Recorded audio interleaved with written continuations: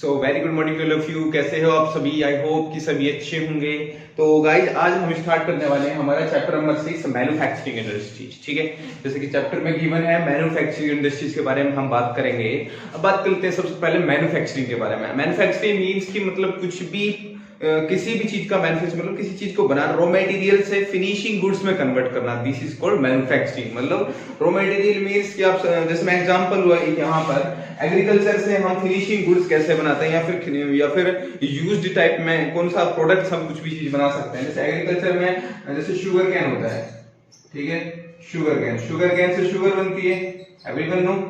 Okay, तो इन सब चीजों से जो एग्रीकल्चर या फिर रॉ मटेरियल से हम फिनिशिंग गुड्स में कुछ भी चीज को कन्वर्ट करते हैं वो होता है मैन्युफैक्चरिंग। अब मैन्युफैक्चरिंग कुछ भी हो सकती है। देखो दिस इज आल्सो मैन्युफैक्चरिंग, ये भी मैन्युफैक्चरिंग है, ये भी कहीं ना कहीं रॉ मटेरियल से बना है। ये बोर्ड है, ये भी रॉ मटेरियल से बना है कहीं ना कहीं। तो ये मैन्युफैक्चरिंग प्रोसेस जब इसको फिनिशिंग गुड्स में कन्वर्ट कर दिया गया तो यही था मैन्युफैक्चरिंग। ठीक है गाइस, अब बात कर लेते हैं कि मैन्युफैक्चरिंग वैसे तो लार्ज क्वांटिटी हमारे यहाँ पर होता है, हमारे इंडिया में ऑब्वियस सी बात है। हर चीज की मैन्युफैक्चरिंग मतलब हर चीज की तो नहीं बल्कि मोस्टली चीजों की मैन्युफैक्चरिंग होती है। और ऑब्वियस सी बात है कि लास्ट टाइम पे हमारे यहाँ पर लास्ट टाइप की फैक्ट्रीज भी है, यहाँ पर हमारे इंडस्ट्रीज भी यहाँ पर है मैन्युफैक्चरिंग की काफी सारी, जो रॉ मटेरियल से हमारे फिनिशिंग गुड्स में कन्वर्ट कर सके। जैसे example steel industry, iron industry, ये सारी की सारी क्या है मैन्युफैक्चरिंग यूनिट्स हैं। ये सारे के सारे रॉ मटेरियल को फिनिशिंग गुड्स में कन्वर्ट करते हैं। अब बात कर लेते हैं कि मैन्युफैक्चरिंग जो होती है, जो मैन्युफैक्चरिंग इंडस्ट्रीज होती है उनमें लार्ज पीपल वर्क करते हैं, लार्ज पीपल वर्क करते हैं। एक्चुअली में इसको मैं बोलूं तो the manufacturing industries are the backbone of our country and the backbone of our economy. ये इसका कोट अगर मैं बताऊं आपको सिंपल सी में कि ये कितने इंपॉर्टेंट है। मैंने बोला कि यहाँ पर ये बैकबोन है हमारी कंट्री का और हमारी इकोनॉमी को स्ट्रेंथ पहुंचा सकता है, तो ये मैन्युफैक्चरिंग इंडस्ट्रीज ही है। अब बात कर लेते हैं इसमें लार्ज वर्कर्स यहाँ पर वर्क करते हैं। ये बहुत ज्यादा एम्प्लॉयमेंट प्रोवाइड कर, मतलब मैं बताऊं आपको कि ये बहुत ही ज्यादा एम्प्लॉयमेंट प्रोवाइड करवा सकता है और ये हमारी कंट्री को डेवलप बना सकता है। अगर हम इसको अच्छे तरीके से यूज करें और अच्छे अच्छे फैक्ट्री यूनिट्स लगा दें और मैन्युफैक्चरिंग को हम सही ढंग से अगर यूटिलाइज करें तो ये हमारी कंट्री को बहुत अच्छा डेवलप कर सकता है। डेवलप कैसे कर सकता है? जैसे ऑब्वियस सी बात है, मैन्युफैक्चरिंग हम करेंगे किसी भी चीज की तो हमारे जो मैन्युफैक्चरिंग करेंगे किसी भी प्रोडक्ट की, चाहे वो कुछ भी चीज एवरीथिंग कुछ भी चीज हो, तो ऑब्वियस सी बात है हम उसको एक्सपोर्ट करेंगे बाहर की कंट्रीज में हम उसको एक्सपोर्ट करेंगे, तब हमारे पास फॉरेन एक्सचेंज आएगा तो हमारी इंडिया की जो इकोनॉमी है वो ऑब्वियस सी बात है स्ट्रेंथ होगी। उसके बाद में हमारे पास यहाँ पर एम्प्लॉयमेंट होगी तो ऑब्वियस सी बात है किसी न किसी कोई ना कोई सैलरी होगी या फिर कुछ ना कुछ इनकम मिलेगी, तो ऑब्वियस सी बात है पर कैपिटा इनकम हमारी अच्छी होगी। अब पर कैपिटा इनकम अच्छी होगी तो हमारी नेशनल इनकम अच्छी होगी तो ऑब्वियस सी बात है हमारा डेवलपमेंट कहीं ना कहीं रिफ्लेक्ट करेगा। ठीक है, तो गाइस अब बात कर लेते हैं यहाँ पर हम कि मैन्युफैक्चरिंग जो इंडस्ट्रीज हैं उसकी क्या क्या इंपॉर्टेंस है, क्यों हम इनको ज्यादा इंपॉर्टेंस देते हैं। ठीक है, जैसे मैं बताऊं आपको कि फर्स्ट पॉइंट बोला गया है कि एनसीईआरटी में या फिर नॉर्मली जनरली बोला गया है कि जो मैन्युफैक्चरिंग यूनिट्स हैं, जो मैन्युफैक्चरिंग है वो हमारे एग्रीकल्चर को मॉडर्न बना सकते हैं। मॉडर्न कैसे बना सकते हैं? देखो जैसे एग्रीकल्चर पहले के टाइम में ट्रेडिशनल टाइम पे तो हमारे सिंपली प्लगिंग का यूज किया करते थे, वो वुड वाला प्लग वाला यूज किया करते थे। लेकिन अभी के टाइम पे क्या है, हमारे यहाँ पे ट्रैक्टर आ चुके हैं। ठीक है, उसके बाद में हमारे यहाँ पर मशीन्स आ चुकी हैं हार्वेस्टिंग वाली। ठीक है, तो पेस्टिसाइड्स है ना, हर्बिसाइड्स, तो फर्टिलाइजर्स, तो ये क्या है, ये सारे के सारे कहीं ना कहीं मैन्युफैक्चरिंग यूनिट्स में ही तो बने हैं। ठीक है, ये सारे मैन्युफैक्चरिंग यूनिट्स में ही बने हैं, तो हमारी एग्रीकल्चर को मॉडर्नाइजेशन प्रोवाइड करवा सकता है, तो वो है हमारा मैन्युफैक्चरिंग यूनिट। सेकंड मैं बात करूं यहां पर कि ये हमारी पॉवर्टी का इरेडिकेशन करता है, मतलब इरेडिकेशन ऑफ आवर पॉवर्टी। अब पॉवर्टी का इरेडिकेशन कैसे ये हेल्प कर सकता है? पॉवर्टी का इरेडिकेशन मतलब कि मैंने बताया कि एग्जांपल यहाँ पर कि एम्प्लॉयमेंट होगी तो लोगों के पास सफिशिएंट मनी होगी तो सफिशिएंट खाना खा सकते हैं। उसके बाद में हम नेक्स्ट बात कर लेते हैं इसका इंपॉर्टेंस, एक्सपोर्ट करेंगे हम, एक्सपोर्ट ऑफ प्रोडक्ट्स। ठीक है, अभी मैंने बताया आपको अगर हम प्रोडक्ट्स का एक्सपोर्ट करेंगे तो ऑब्वियस सी बात है हमारे पास फॉरेन एक्सचेंज आएगा तो हमारी बल्ले हो जाएगी। ठीक है, तो यही सारी इंपॉर्टेंस यहाँ पर मैन्युफैक्चरिंग इंडस्ट्रीज को दी गई है। अच्छा मैं एक चीज बताऊं आपको शायद पता होगा, प्राइमरी, सेकेंडरी और टर्शियरी, सेकेंडरी एंड टर्शियरी, थोड़ा सा मैं बता देता हूं आपको। नॉर्मली प्राइमरी जो एक्टिविटीज होती है उसमें हमारे एग्रीकल्चर से रिलेटेड आता है, एग्रीकल्चर मींस नेचुरल रिलेटेड आता है, एग्रीकल्चर, फिशरीज, माइनिंग, ये सारी की सारी प्राइमरी एक्टिविटीज आती है। सेकेंडरी में क्या, जिसके बारे में हम डिस्कस कर रहे हैं, मैन्युफैक्चरिंग या फिर कंस्ट्रक्शन, ठीक है। टर्शियरी की बात करो, टर्शियरी में आता है हमारा service sector. Service sector means those people are provide you services like that, doctors are provide you service, teachers are provide you service, so जो सर्विस प्रोवाइड करवाते हैं वो आते हैं टर्शियरी सेक्टर में। तो अभी हम बात कर रहे हैं फिलहाल सेकेंडरी सेक्टर में क्या है हमारे मैन्युफैक्चरिंग इंडस्ट्रीज। ओके गाइस, अब हम बात कर लेते हैं कि एग्रीकल्चर के जो कुछ भी मैंने बताया आपको कि एग्रीकल्चर का भी कुछ भी सामान बनेगा तो एग्रीकल्चर को मॉडर्नाइजेशन में हेल्प करेगा कौन करेगा, तो वो भी हमारा सेकेंडरी सेक्टर ही करेगा, वो मैन्युफैक्चरिंग यूनिट्स करेगी हमारी। कुछ भी चीज हम बनाएंगे डेवलपमेंट में भी हमारा क्या करेगा, सेकेंडरी सेक्टर हेल्प करेगा। तो ऑब्वियस सी बात है हमारी गवर्नमेंट को और हमें इस चीज पे ध्यान देना चाहिए कि हमारे मैन्युफैक्चरिंग यूनिट्स ज्यादा बढ़ाया जाए, जिससे हमारी कंट्री की इकोनॉमी अच्छी हो सके और हम थोड़ा सा डेवलप कर सके। बात कर लेते हैं हम यहाँ पर contribution of manufacturing unit in GDP तो सभी को पता है, ग्रॉस डोमेस्टिक प्रोडक्ट, ठीक है। तो अब कंट्रीब्यूशन की बात कर लेते हैं, मैन्युफैक्चरिंग यूनिट कितना कंट्रीब्यूट करती है हमारे यहाँ पर। तो बोला गया है यहाँ पर कि हमारे यहाँ पर 17% यहाँ पर कंट्रीब्यूट करती है हमारे जीडीपी में, टोटल जीडीपी में 17% यहाँ पर कंट्रीब्यूट करती है। अब देखो इसको ज्यादा कंट्रीब्यूट करना चाहिए लेकिन ये सबसे कम कंट्रीब्यूट कर रहा है यहाँ पर, तो कैसे हमारी इकोनॉमी डेवलप करेगी और हमारा कंट्री कैसे डेवलप बनेगा, ठीक है। तो कहीं ना कहीं हमें इसे बढ़ाने की जरूरत है। एक्चुअली में ये 17% है, इसमें से 10% तो हमारे कुछ ही इंडस्ट्रीज की यहाँ पर सुपीरियरिटी है। जैसे माइनिंग की मैं बात करूं, गैस की बात करूं, मैं यहाँ पर स्टील की बात करूं, तो 2-3 इंडस्ट्री ऐसी हैं जिसमें 10% आ जाता है, तो बाकी की 7% इंडस्ट्रीज तो नेग्लिजिबल है। तो कहीं ना कहीं हमें इन इंडस्ट्रीज को बढ़ाने की जरूरत है। उसके साथ साथ मैं बताऊं आपको कि साउथ एशिया की मैं बात करूं कि साउथ एशिया में हमारे काफी सारे कंट्रीज हैं, ठीक है। तो इस साउथ एशिया के कंपैरिजन में हमारा सबसे जो परसेंटेज है जीडीपी में वो सबसे लो है। साउथ एशिया का जो नॉर्मल परसेंटेज है जीडीपी में इंडस्ट्रीज का वो है 35%, लेकिन हमारे कंपैरिजन में वो 17% है। तो कहीं ना कहीं देखो कितना यहाँ पर हमारा पिछड़ा हुआ है, कितना यहाँ पर हमारा बैकवर्डनेस है हमारी मैन्युफैक्चरिंग यूनिट्स पे। तो हमें हमारी मैन्युफैक्चरिंग यूनिट्स को बढ़ाने की जरूरत है, ठीक है। अब बात कर लेते हैं हम कि हमारे जो मैन्युफैक्चरिंग यूनिट्स है, मैन्युफैक्चरिंग यूनिट्स की लोकेशन क्या क्या होनी चाहिए। अब हम बात कर लेते हैं कि मैन्युफैक्चरिंग यूनिट्स की क्या क्या लोकेशन होनी चाहिए। मैन्युफैक्चरिंग यूनिट्स लोकेशन देखो, अब मान के चलो सबसे पहली बात मैन्युफैक्चरिंग या फिर वो इंडस्ट्री खोलने के लिए एक एंटरप्रेन्योर की जरूरत पड़ेगी। अब ऐसा तो है नहीं कोई भी खोलेगा, एंटरप्रेन्योर मींस जिसको रिस्क ले सके या फिर जिसके पास कुछ मनी हो सके, ठीक है। तो ऑब्वियस सी बात है एंटरप्रेन्योर की जरूरत पड़ेगी, सबसे पहले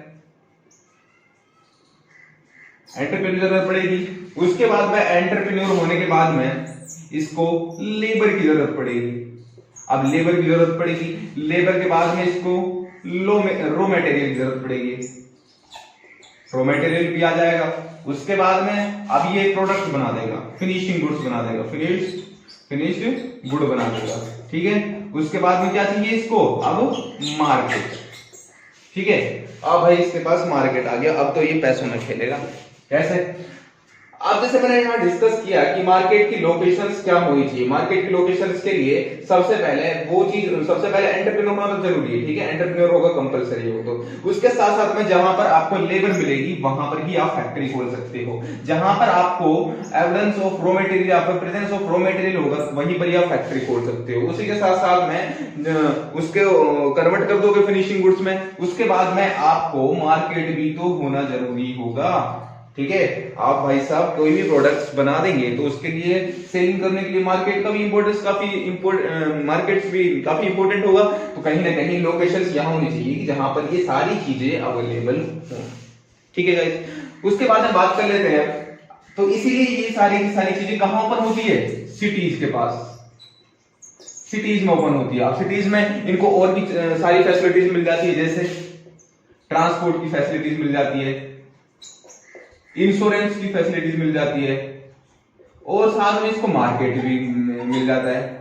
ठीक है, तो कहीं ना कहीं ये जो सिटीज हैं ये भी इसको फैसिलिटी प्रोवाइड करवाती है। और जब ये दोनों मिल जाते हैं, मतलब ये जब दोनों एक दूसरे की हेल्प करते हैं, ये इनकी हेल्प करता है, इसकी हेल्प करता है सिटी की, और ये सिटीज है वो इस फैक्ट्री की हेल्प करता है, तो ये दोनों इकोनॉमी, इन दोनों जब ये एक साथ मिल जाती है तो इन दोनों इकोनॉमी को बोला जाता है एग्लोमरेशन इकोनॉमी।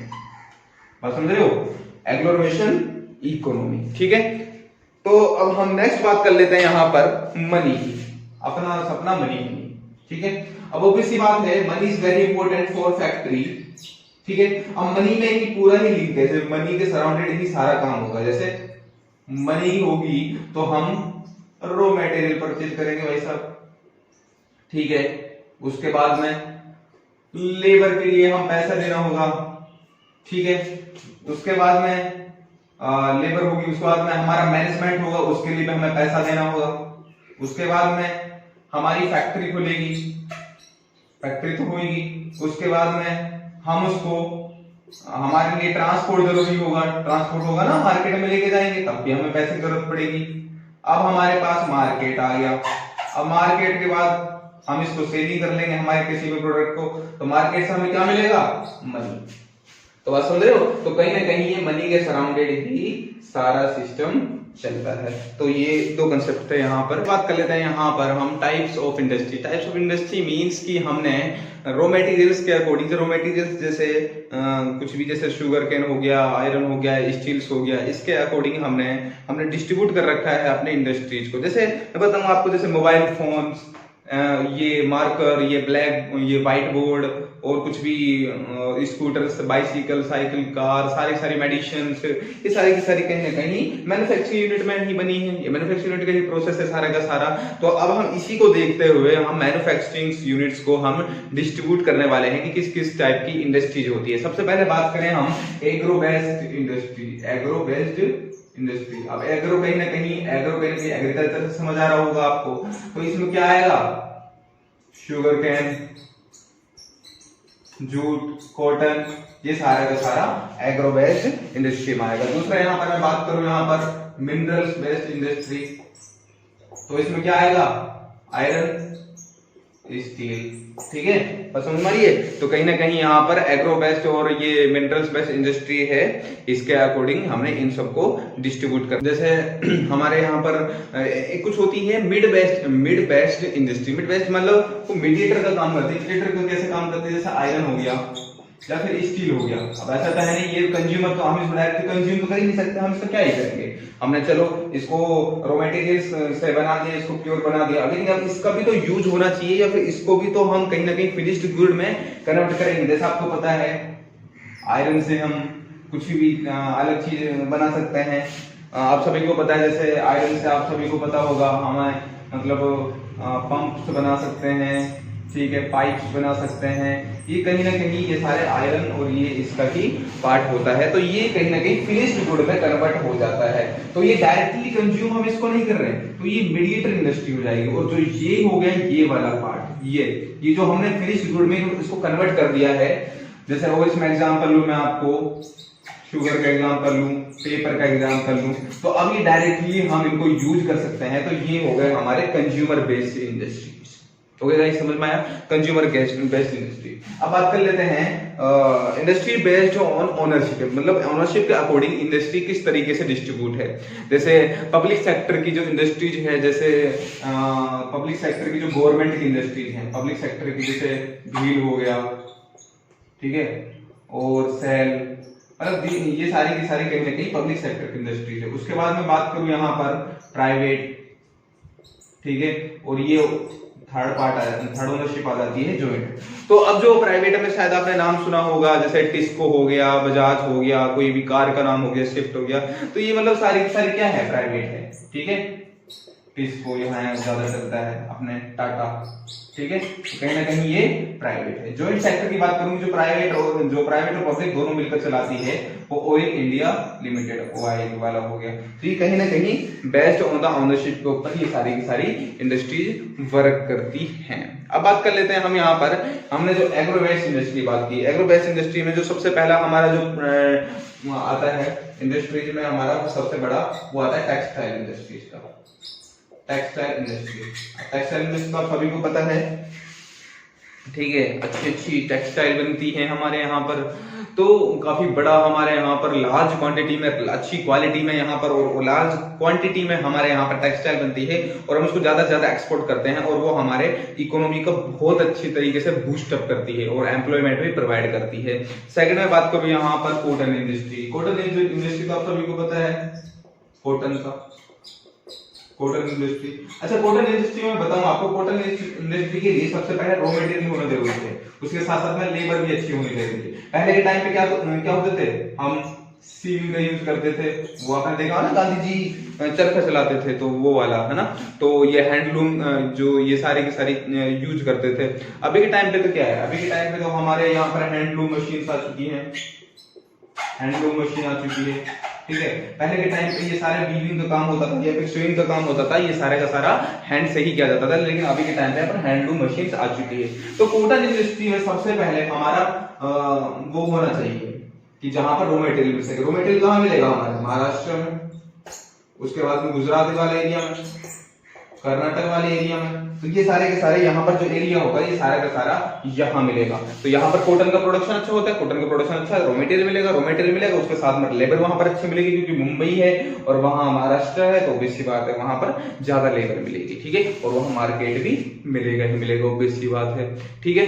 थर्ड बात कर लेते हैं। अब यहाँ पर थर्ड पॉइंट होगा हमारा, थर्ड पॉइंट से पहले मैं बताऊं आपको कि हमारा जो कॉटन है वो काफी अच्छा माना जाता है पूरे वर्ल्ड वाइड में, और हम अपने कॉटन का जैसे USA में, कनाडा में, उसके बाद में रशिया में और अच्छे मतलब बहुत सारे कंट्रीज में हम उसको एक्सपोर्ट करते हैं। आप एक्सपोर्ट करेंगे तो ऑब्वियस सी बात है हमारे लिए क्या मिलेगा, ऑब्वियस सी बात है फॉरेन एक्सचेंज मिलेगा, मनी मिलेगी हमारे लिए। तो अपना सपना क्या है, मनी, ठीक है। नेक्स्ट बात कर लेते हैं यहाँ पर जूट इंडस्ट्री की। जूट इंडस्ट्री लोकेशन आप सभी को पता ही होगा, बंगाल, ठीक है। बांग्लादेश के बाद में सेकंड एक्सपोर्टर है हमारा कंट्री, ठीक है, जूट में, ठीक है। इसके जो क्योंकि ओबीसी बात है, हुगली रिवर है वहां पर, तो जूट का प्रोडक्शन काफी ज्यादा होता है वहां पर। अब जूट का प्रोडक्शन होगा तो वहां पर अच्छी रॉ मटेरियल मिलेगा, तो ओबीसी बात है फैक्ट्री वहां पर ओपन होगी, फैक्ट्री ओपन होगी, उसके साथ में वहां पर लेबर मिलेगी, क्यों, क्योंकि वहां पर बिहार है, छत्तीसगढ़, तो कहीं ना कहीं ये सारे जो पॉवर्टी वाले, थोड़े से पॉवर्टी वाले जो एरियाज हैं, यहाँ की लेबर्स होगी, तो बेसिक बात है वहां पर लेबर मिलेगी। अब यहाँ पर हम प्रोडक्शन करेंगे, प्रोडक्शन करने के बाद हम हमारे जूट का प्रोडक्शन किया है हमने, हम इसको कहीं ना कहीं बाहर भेजेंगे, ऑब्वियस सी बात है। बाहर कहाँ भेजेंगे, जैसे अपने साउथ एरिया में ये चीज जाती है, ओमान में जाती है, और मैं बात करूं यहाँ पर कंबोडिया में, मलेशिया में, और ये कहीं ना कहीं ये सारे बाहर के कंट्रीज में हम इसको एक्सपोर्ट करते हैं। तो देखो बहुत ही अच्छा यहाँ पर है। उसके बाद में यहाँ पर फोर्थ की बात करूं, हम यहाँ पर शुगर केन इंडस्ट्री के बारे में। शुगर केन इंडस्ट्री, अब ये भी देखो कहीं ना कहीं लोकेशन के अकॉर्डिंग है। शुगर कहाँ पर ज्यादा होता है, अपने यहाँ पर मैं बात करूं पंजाब वाले एरिया में, उसके साथ में यूपी वाले एरिया में, ठीक है, हरियाणा वाले एरिया में। तो कहीं ना कहीं शुगर कहाँ ज्यादा होगा, यहाँ पर ज्यादा होगा, उसके साथ में क्या चाहिए इनको, रॉ मटेरियल तो बन गया, अब फैक्ट्री चाहिए तो फैक्ट्री खुल जाएंगी, उसके बाद में लेबर इजीली अवेलेबल मिल जाती है यहाँ पर, ठीक है। अब उसके बाद में क्या बनाएंगे, शुगर बनाएंगे और इसको कहाँ एक्सपोर्ट करेंगे, बाहर के सिटीज में करेंगे, बाहर के स्टेट्स में करेंगे, तो इनको मनी के लिए अच्छा यहाँ पर इन्होंने सिस्टम बनाया। तो देखो शुगर केन भी इंडस्ट्री कितनी इंपॉर्टेंट है। उसके बाद में बात कर लेते हैं हम यहाँ पर मिनरल बेस्ड इंडस्ट्रीज की। मिनरल बेस्ड इंडस्ट्री, जैसे हमने बात की यहाँ पर आयरन या फिर स्टील। तो जो आयरन और स्टील वाली ये जो फैक्ट्रीज हैं, ये काफी मतलब बहुत अच्छा इनका अभी रोल रहा है हमारी इकोनॉमी में, क्योंकि जो हमारे परसेंटेज है उसमें कहीं ना कहीं मेजोरिटी पार्ट में हमारा ये आयरन स्टील का काफी ज्यादा रोल रहा है। तो जो next iron and steel industry की बात कर लेते हैं। तो आयरन इंडस्ट्री जैसे आपको पता है कि ये बेसिक इंडस्ट्री है और काफ़ी हेवी इंडस्ट्री भी है, और इसके बाद में ये डिपेंड होती है मशीनरी के ऊपर। जो आयरन और स्टील की इंडस्ट्री है वो कम्प्लीटली मशीनरी के ऊपर डिपेंड होती है। तो इसके लिए सब चीज़ ज़रूरी है, जैसे इक्विपमेंट इसके लिए बहुत ज़रूरी है। उसके बाद में बात कर लेते हैं कि स्टील जो हमारे कंट्री में जो इसका प्रोडक्शन होता है, ठीक है, इसके लिए ऑब्वियस सी बात है तो बल्कि हैवी ट्रांसपोर्ट की ज़रूरत पड़ती है, काफ़ी कॉस्ट भी लगता है। उसके बाद में अगर मैं इसकी रॉ मटेरियल्स की बात करूं तो इसमें लाइम स्टोन लगता है, कोयल भी लगता है। तो these are the raw materials of iron and steel industry, obvious सी बात है। लेकिन हमसे पहले चाइना लेकिन सबसे ज़्यादा इसका एक्सपोर्टर है हमारे यहाँ पर वर्ल्ड में। तो अब जैसे बात कर लेते हैं process of manufacturing of steels की, ठीक है। जैसे रॉ मटेरियल यहाँ पे फर्स्ट इस रो में देखिए, जैसे ट्रांसपोर्ट हुआ रॉ मटेरियल का प्लांट में, फैक्ट्री में, यहाँ पर रॉ मटेरियल पहुंचा। उसके बाद में आयरन ओर को मेल्ट किया गया, लाइम स्टोन उसमें ऐड किया गया। उसके बाद में फिर आगे देखिए पिग आयरन में कन्वर्ट होगा। गाइस पिग आयरन क्या होता है कि पिग आयरन मतलब मेल्टिंग आयरन होता है कि हम उसको किसी भी फॉर्म में कन्वर्ट कर सकते हैं, तो वो वाला होता है पिग आयरन। उसके बाद में स्टील मेकिंग की प्रोसेस होती है। उसके बाद में शेप मेटल, जो उसको लास्ट में यहाँ पर लास्ट है कि यहाँ पर इसको मेटल बनाया जाता है कि अब हम इसको यूज कर लेते हैं, मतलब जो लास्टली जो कंज्यूमर पार्ट होता है वो यहाँ पर यूज होता है। तो अब जैसे बात कर लेते हैं कि हमारा स्टील, तो बेसिक बात है SAIL Steel Authority of India ज़्यादा ही प्रोडक्शन करता है, इसी के अंडर में ही सारा चीज़ चलता है यहाँ पे। अब बात कर लेते हैं कि जो स्टील का जो बेल्ट है वो आप सभी को पता है, मिनरल्स के बेल्ट कहाँ पर है, बिहार, छत्तीसगढ़, झारखंड, इस वाले एरिया में सबसे ज़्यादा यहाँ पर स्टील और कोल का प्रोडक्शन होता है। तो बेसिक बात है यहाँ पर रॉ मटेरियल मिलेगा, उसके साथ साथ में लेबर भी मिलेगी, तो ये बहुत ही अच्छी चीज़ है। उसके बाद में बात कर लेते हैं यहाँ पर एल्यूमिनियम स्मेल्टिंग की। एल्यूमिनियम भी सबसे ज़्यादा इम्पोर्टेंट आफ्टर, उसके बाद में आयरन और स्टील के बाद में सेकंड मेटलर्जिकल इंडस्ट्री में बहुत ज़्यादा इम्पोर्टेंस यहाँ पर देखने को मिलता है, ठीक है। जैसे एल्यूमिनियम को अदर मेटल्स के साथ मिक्स कर ये एयरक्राफ्ट में भी यूज़ होता है, हमारे बर्तन बनाने में उसके बाद में वायर्स बनाने में इन सब का यूज़ होता है। उसके बाद में बात करें यहाँ पर और भी काफ़ी सारी इंडस्ट्रीज है, जैसे और बात करें और इंडस्ट्री में जैसे आयरन है, स्टील है, इन सब में भी इसका यूज होता है, ठीक है गाइस। तो अब बात कर लेते हैं नेक्स्ट यहाँ पे कि जो आयरन का जो प्रोसेस है उसमें पहली बात तो बॉक्साइट का यूज होता है, ठीक है। बॉक्साइट जो एक इसका आयरन ओर का रॉ मटेरियल है, ठीक है। उसके बाद बात कर लेते हैं कि जो आयरन ओर का जो बेल्ट है वो बेसिकली उड़ीसा, वेस्ट बंगाल, केरला यहाँ पर ज़्यादा होता है, तो यहाँ पर इनके प्लांट्स ज़्यादा मिलते हैं। और नालको का यहाँ ज़्यादा है, जैसे अपने वहाँ पर सेल का ज़्यादा देखा गया, ऐसे ही यहाँ पर नालको का ज़्यादा यहाँ पर देखा, नालको यहाँ पर ज़्यादा प्रोडक्शन करता है। उसके बाद नेक्स्ट बात कर लेते हैं यहाँ पर केमिकल इंडस्ट्रीज की बात कर लेते हैं। केमिकल इंडस्ट्रीज में छोटी भी इंडस्ट्रीज आती हैं, स्मॉल स्केल, लार्ज इंडस्ट्रीज भी आती हैं। तो केमिकल इंडस्ट्रीज में जैसे होते हैं फर्टिलाइजर्स वाली, synthetic fibres, plastics, paint, dye, ये सारी की सारी किस्म आती है केमिकल इंडस्ट्रीज में, ठीक है। अब बात कर लेते हैं यहाँ पर फर्स्टली फर्टिलाइजर इंडस्ट्री के बारे में। फर्टिलाइजर इंडस्ट्री जैसे कि आपको सभी को पता है, सुना होगा आपने, फॉस्फोट हो गया, अमोनियम फॉस्फोट हो गया, उसके बाद में नाइट्रोजन, ये सारे पोटास, तो ये सारी की सारी फर्टिलाइजर इंडस्ट्री।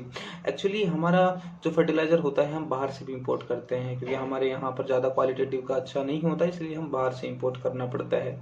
उसके बाद में कि फिर भी लेकिन यहाँ पर आप सभी को पता है ग्रीन रेवोल्यूशन में काफ़ी यूज होता है इन सब का, फर्टिलाइजर्स का, हमारे पंजाब, हरियाणा और इन सब का यूज बहुत ज़्यादा होता है। लेकिन फिर भी हमारे यहाँ पर थोड़ा बहुत प्रोडक्शन होता है, जैसे बात करें अपने तमिलनाडु में, पंजाब में, केरला में, यहाँ पर ज़्यादा होता है इनका प्रोडक्शन। उसके बाद बात कर लेते हैं सीमेंट इंडस्ट्री के बारे में। सीमेंट इंडस्ट्री ऑब्वियसली बात है कंस्ट्रक्शन के लिए काफ़ी इंपॉर्टेंट है, जैसे हाउस के लिए, फैक्ट्रीज के लिए, ब्रिज बनाने के लिए, डैम बनाने के लिए, रोड बनाने के लिए, तो ये काफ़ी सारी इंपोर्टेंट इंडस्ट्री है। तो इसमें जैसे बात कर लेते हैं रॉ मटेरियल की, कौन कौन सा रॉ मटेरियल यूज होता है। जैसे लाइम स्टोन एक इसमें यूज होता है, सिलिका इसमें यूज होता है, जिप्सम भी इसमें यूज होता है।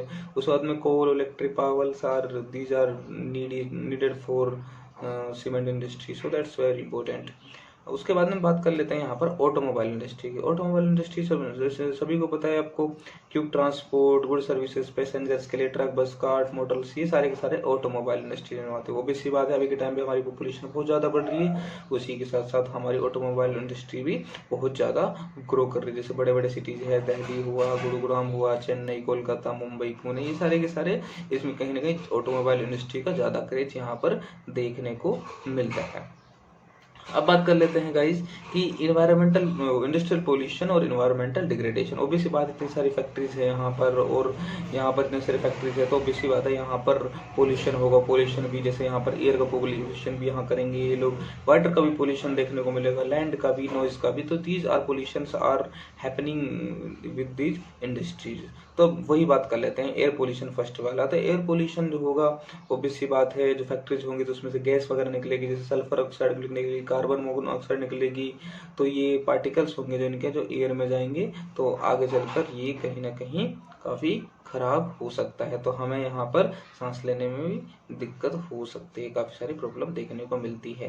उसके बाद बात कर लेते हैं guys water pollution. Water pollution obviously बात है, ऑर्गेनिक और इंडस्ट्रियल वेस्ट अगर यहाँ पर वाटर में अगर चला जाता है, रिवर्स में चला जाता है, तो कहीं ना कहीं यहाँ पर प्रॉब्लम क्रिएट हो सकती है। और उसके बाद में जैसे पेस्टिसाइड्स, फर्टिलाइजर्स का हम यूज करते हैं, और अगर वो वाटर अगर रिवर में चला जाए तब भी यहाँ पर प्रॉब्लम देखने को मिल सकती है।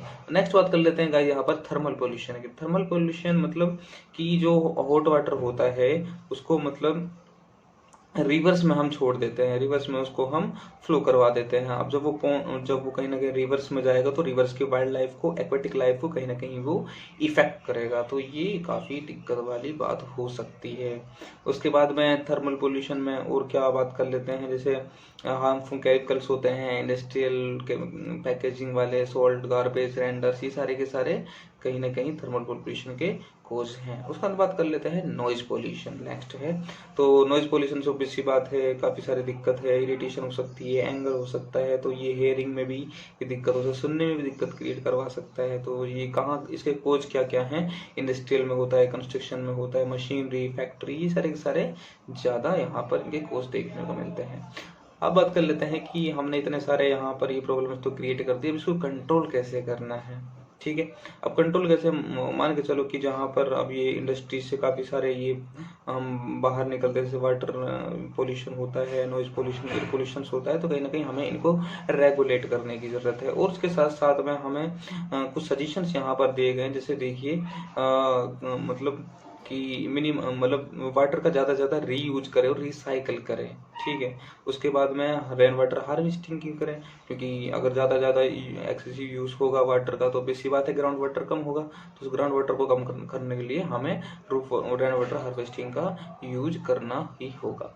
उसके बाद में बात कर लेते हैं कि हॉट वाटर जो हम, जैसे थर्मल पोल्यूशन हो रहा था कि जो हॉट वाटर है जो रिवर्स में हम इसको फ्लो करवा देते हैं, सबसे पहले उसको हम कूल करना चाहिए। कूल करने के बाद जब जाके हमें उसको बाद में छोड़ना चाहिए। ठीक है, उसके बाद में बात कर लेते हैं कि जो कुछ जो इनऑर्गेनिक या फिर ऑर्गेनिक जो मटेरियल्स होते हैं, हमें उनको बायोलॉजिकल प्रोसेस से यहाँ पर गुजारना चाहिए, जैसे कि वो डिकम्पोज हो सके, क्योंकि डिकम्पोज काफ़ी इंपॉर्टेंट है। डिकम्पोज होना बहुत ही जरूरी है, डिकम्पोज नहीं होगा तो काफ़ी सारी प्रॉब्लम्स क्रिएट हो सकती हैं। तो ये सारे के सारे कहीं ना कहीं ये दिए हैं हमारे कुछ इंस्ट्रक्शंस कि हमें ये करने जरूरी हैं। तो बहुत बहुत धन्यवाद दोस्तों, मिलते हैं नेक्स्ट वीडियो में। Thank you very much.